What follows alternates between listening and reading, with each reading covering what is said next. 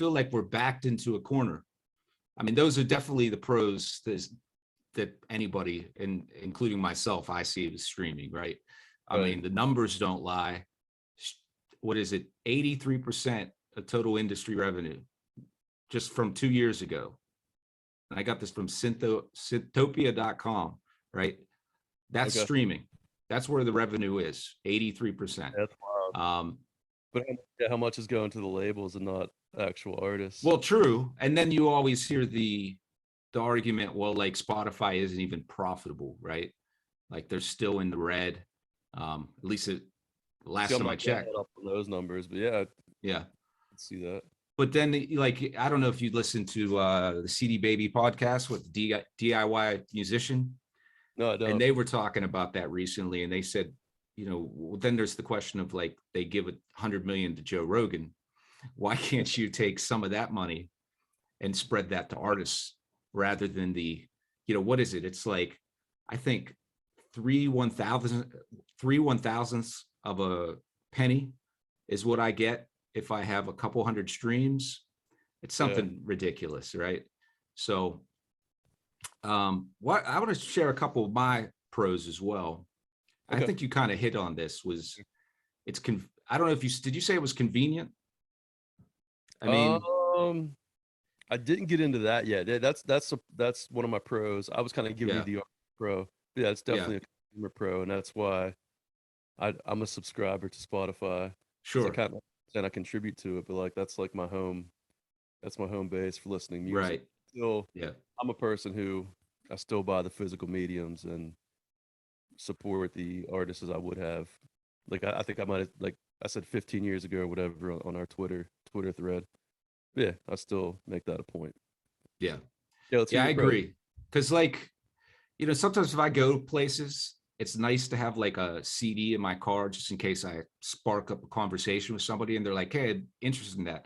But nowadays, there's not even a guarantee that if I have that conversation, that person even buys CDs anymore or cares to have CDs. Yeah. So it's definitely way more convenient. You know, if I can get somebody either social media or even through like a QR code, you know, like I was thinking about getting a QR code printed out on something the size of like a credit card that I can keep in my wallet, and just show them that, you know, and take them to a Linktree service like that, or Feature FM with their with all those smart links that they have.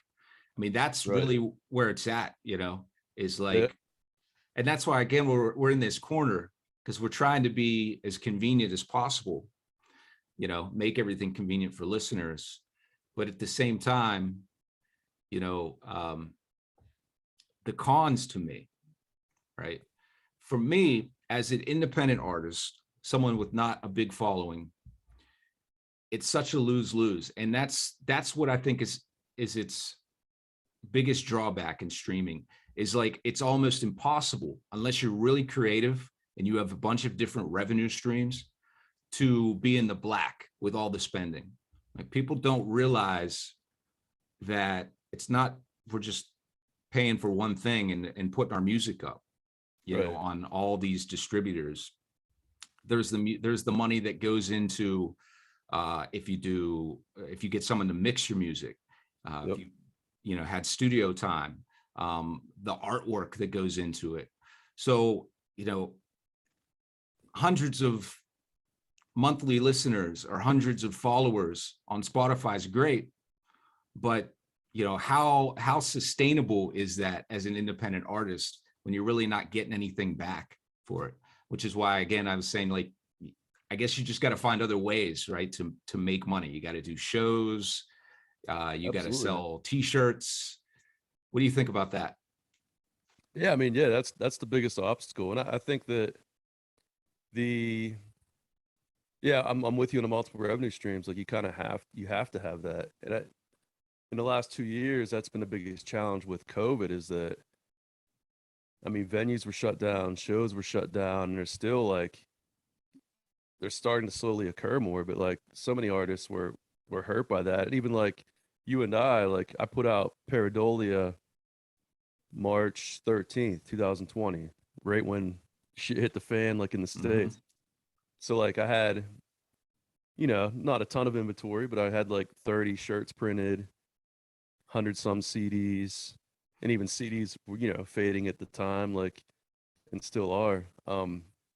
But yeah, you build up all this inventory, and like I've have a lot of it chilling here in my basement right now because I haven't played a show since Sure. the end of 2019. And that's, you know, that's how we move our product for people like you and I, like, you know, and I was kind of disappeared from the scene from a little bit, so I was excited to like start building things back up again. And you know, you haven't done shows in a while either, like, so yeah, I mean that's a huge obstacle, and that, and Yeah, and it's even worse now because of all the venues that closed down. yeah, yeah, dude, it's so weird. Like it almost feels like it's 2009 when I first started like doing shows in the city, and I'm like trying to build connections because like all my old connections are gone, or the venue's closed, or Hmm. you know, whatever. So it's like to get back out there, it's going to be like making new connections and, you know, Yeah, starting from whole new scratch. whole new set of challenges. Yeah, Like for real. starting over, really is.